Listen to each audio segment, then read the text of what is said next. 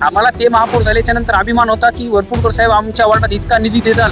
त्यांनी 1 नंबरला आमच्या वार्डात नीट करून टाकला. 4 मध्ये 0 रुपयाचा निधी दिला आणि बाकीच्या विरोधकांच्याच वार्डात दिले घेतले. 4-4 लाख रुपये दिले म्हणे नगरसेवकांना. साहेब 4-4 लाख रुपये द्यायला पैसे लागतात ना तेवढे आपल्याकडे. आता 550 कोटीचा निधी परभणीला आणलाय आम्ही. फक्त त्यांना ते खायचं आहे. तर 550 कोटी रुपयासाठी हे सगळे विरोधक एक झाले. स्वतःच्या जावायला कामं दिले ना, बायो मायनिंगचे प्रोसेसिंगचे. आम्ही कधी दिलं का दाखवा असं. तुम्ही विचारा ना, परभणीतल्या कोण्या नेत्याच्या जावयानं परभणीत येऊन काम केले. अहो तुम्ही महापौर राहिले, स्वतःचा जावाई महानगरपालिकेत काम करायला इतकी दुर्दैवी परिस्थिती नाही. तुम्ही वार्ड क्रमांक 4 मधून याच्या आधी निवडणुकीला उभे होते, कोण होते, तुमची एक पार्श्वभूमी सांगा. नाही, प्रभाग क्रमांक 4 जेव्हा 2012ला महानगरपालिका झाली तेव्हा आमच्या आत्या उभं टाकल्या.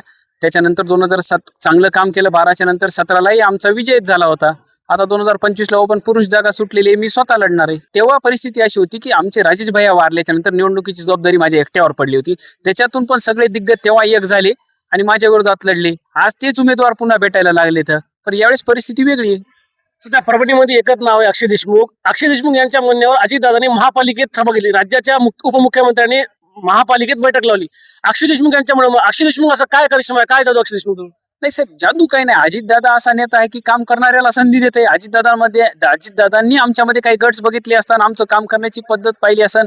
अजितदादांना परभणीतली सभा पाहिली, माझ्या सोबत सहकार्यांनी प्रवेश केलेला पाहिला. लोक म्हणले प्रवेश एवढे नगरसेवक करू शकत नाहीत राष्ट्रवादीत, परंतु सगळ्यांनी माझ्यावर विश्वास ठेवून एक नवीन चेहरा उदयाला आला म्हणून भरोसा ठेवला आणि सभा गाजली. त्याच्यानंतर दादांनी जवळपास 408 कोटी रुपये भूमिगत गटार योजनेला दिले. भूमिगत गटार योजना सगळे आपापले मतदार शिंदेकडे आम्ही आणले, भाजपमध्ये आम्ही आणले, नेमकी कोणी आणली? साहेब, शेती योजना 2020 ते 22 पासून पेंडिंग होती. त्या योजनेला 33% जे हिस्सा होता ते वित्त विभागानं भरल्यामुळे योजना मंजूर झाली. नाही, आता ती योजना मंजूर झाली, पण जे रस्ते मागं तुम्ही काँग्रेसमध्ये ते रस्त्याचे कामं चालू झाले, जसे मसे रस्त्याचे कामं चालू झाले, आता परत ती योजना भूमिगत अंडरग्राउंड योजनेसाठी ते रस्ते परत खोडल्या जाते, परत तोडल्या जाते, मग परत परभणी करायला गैरसोय सामना करावा लागणार नाही का? साहेब, आपण जी योजना आता मंजूर करून आणलेली आहे अमृत 2.0 मधली, ह्या योजनेचा उद्देश ही योजना कंप्लीट झाल्याच्या नंतर याला शासनाला दुसरा प्रस्ताव पाठवावा लागते.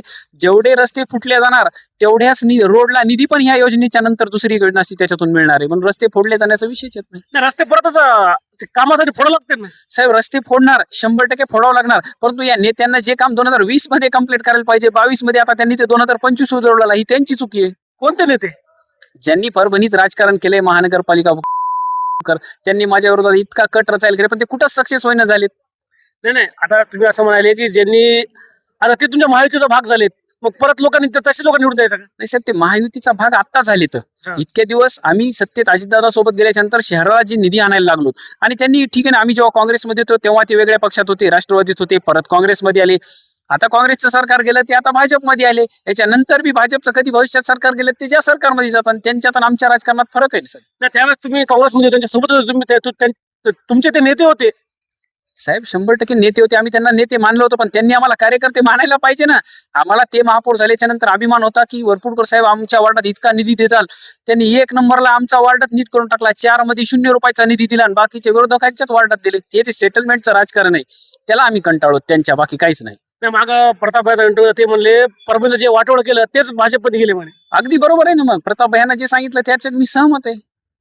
म्हणजे वाटोळ करणार महायुतीमध्ये आहे म्हणजे? नाही, महायुती म्हणजे ते आम्ही त्यांच्या बघा, महायुतीचा विषय कसा आहे माहिती का, स्वतंत्र लढायचा. आम्हाला जर त्या आमची त्यांची जर मिली बघत असती तर त्यांनी आम्हाला 10 वेळेस सांगितलं आपण मिळून लढू, त्यांच्या काही नेत्यांनी आपण मिळून लढू असं करून. आम्ही स्पष्ट असलेले, आम्ही सेक्युलर विचाराचे लोक आहेत, आम्ही सर्व धर्म समभावाला घेऊन चालणार आहेत, आम्ही स्वतंत्र लढणार हे सांगितलेलं आहे. मेन मुद्द्यावर होतो, तुम्ही जे मागे नगरसेवकाचा प्रवेश केला परभणी चर्चा, त्या नगरसेवकांनी पैसे देऊन तुम्ही प्रवेश करून घेतला होता राष्ट्रवादीमध्ये. साहेब, असा कुठलाही प्रकार नाही. आम्ही त्यांना एवढं सांगितलेलं की तुम्हाला वार्डात निधी देणार. जे काँग्रेसनं आता नगरसेवकांचा फायदा करून घेतला, आम्ही फक्त निधीचं बोललो आणि निधी लोकांना दिली. ताकद जी लागती निवडून यायला, विकास करायला जी ताकद लागती त्या ताकदीवरच आम्ही त्यांना सोबत घेतलं. 4-4 लाख रुपये दिले म्हणजे नगरसेवकाला. साहेब, 4-4 लाख रुपये द्यायला पैसे लागतात ना तेवढे आपल्याकडे. खाता आहे ना आपल्याला. कुठे साहेब, तुम्ही माझ्या खात्याचं बॅलन्स बघा ना. जवळचे अर्थ खाता बघा, लोकांना पैसे म्हणजे कसं लागते. आजकाल पैसे म्हणलं की लोक नगदीच बोलायला लागलेत. नगदी नसते, निधीच्या स्वरूपात मदत करू म्हणलं. ओके, आता मेन मुद्दा होता प्रभागामध्ये. प्रभाग क्रमांक 4च्या नागरिकांनी तुम्हाला मतदान का करावं? साहेब, परभणी शहरातली सर्व एक परिस्थिती बघा आणि प्रभाग क्रमांक 4ची परिस्थिती बघा. जवळपास मी आता आचारसंहिता लागायच्या अगोदर सुद्धा पैसे आणलेत वार्डात जवळपास मी एक 17,000 मतदार आहेत. तर त्या 17,000 मतदारापैकी जवळपास 10,000 मतदारांचे कामं कंप्लीट केलेले आहेत. तुम्ही माझ्या प्रभागात फिरा, प्रभागात 4 नगरसेवक निवडून आले, पण 4 मधले किती ऍक्टिव्ह होते तुम्ही विचारा ना. जनतेला हे विचारा तुम्ही की 4 नगरसेवक मधला कोणता नगरसेवक तुमच्या टच मध्ये होता. कारण की अक्षय देशमुखने 5 वर्ष, मागील 8 वर्ष, 5 वर्ष नगरसेवक 3 वर्ष पर्यंत कामच केलं नाही म्हणे. आता देवदर्शन आणि काय म्हणतात ते वार्डातल्या मुलांना पैसे देणं, सभा लावणं, आज पैसे देऊन सभा लावलेत म्हणते. साहेब, मी जर काम केलं नसतं तर हे लोक माझ्यासोबत राहिले नसते नाही. ह्यांनी जे सोबत राहणार ते म्हणले असते ना की अक्षयचं काम शून्य आहे. आणि ठीक आहे, मी म्हणालो म्हणून विश्वास ठेवू नका. तुम्ही जनतेत जा, पहा कोणाचं जनमत कोणाच्या बाजूने. तुम्ही नेत्यांना विचारू नका. एक मोजके 10-12 लोक असतात राजकारणी, त्यांना विचारू नका हे कोण अक्षयच्या विरोधात आहेत. जे इच्छुक आहेत आणि जे विरोधक आहेत तेवढे. बाकी साहेब तुम्ही सर्वसामान्य लोकांना विचारा. लोकांचं म्हणणं आहे पहिले पण अक्षय होता ना, आता पण अक्षयच राहणार. प्रत्येक तुमच्यासोबत ज्या नगरसेवकांनी प्रवेश केला 15-18 काय नगरसेवक, त्यांना तुम्ही काय शब्द दिला का त्यांना उमेदवारी देतात म्हणून? साहेब, माझ्यासोबत जेवढ्यांनी प्रवेश केला त्यांना मी शब्द दिलेला आहे की तुम्हाला अजितदादांनी शब्द दिलेला आहे आणि राजेशदादा विटेकरने शब्द दिला की तुम्हाला आम्ही उमेदवारी नक्की देणार. त्या वार्ड क्रमांक 6 मध्ये तुमचं प्रॉब्लेम झालाय. तुमच्याकडे 2 उमेदवार आहेत आणि प्रताप भाईकडे 2 उमेदवार आहेत. ते 3 जण आहेत. मग तिथं कसं तिळा सुटणार? कारण धरणे आहेत, सचिन पाचपुंजे आहेत, मग आकाश लहान आहेत, वसीम कवाडी. साहेब, मी तुम्हाला आताही सांगितलं की ज्यांनी आमच्यासोबत प्रवेश केला आणि त्यांना मी नाही, राजेशदादा अजितदादांनी शब्द दिलेला आहे की ज्यांनी प्रवेश केलाय त्यांची उमेदवारी कटणार नाही आणि मेरिटच्या लोकांनाच आम्हाला तिकीट द्यायचे. जे मागील 4 वर्षापासून जे सचिन पाचपुंजे हे पक्षासाठी काम करायला, मग पक्षाचं काम करणारा जागा आहे का कार्यकर्त्यांना? साहेब, नक्की त्याला न्याय देऊ ना आम्ही. महानगरपालिकेत राष्ट्रवादीची सत्ता येणार आहे, निश्चित त्यांना आम्ही न्याय देऊ. म्हणजे निष्ठावान कार्यकर्त्यांना नाही, बाहेरच्यांना आहे? नाही साहेब, निष्ठावंत म्हणजे मेरिट लिस्टवर आम्ही चेक करलो. जे मेरिट लिस्ट मध्ये असेल आणि एक काम करत असताना कमी जास्त होत असतं, एखाद्याला पदरात घेऊन पुढे चालावं लागतंय, सगळ्याला तिकीट देणं शक्य नाही. पण जे राहिलेत त्यांना आम्ही चांगली संधी देऊ.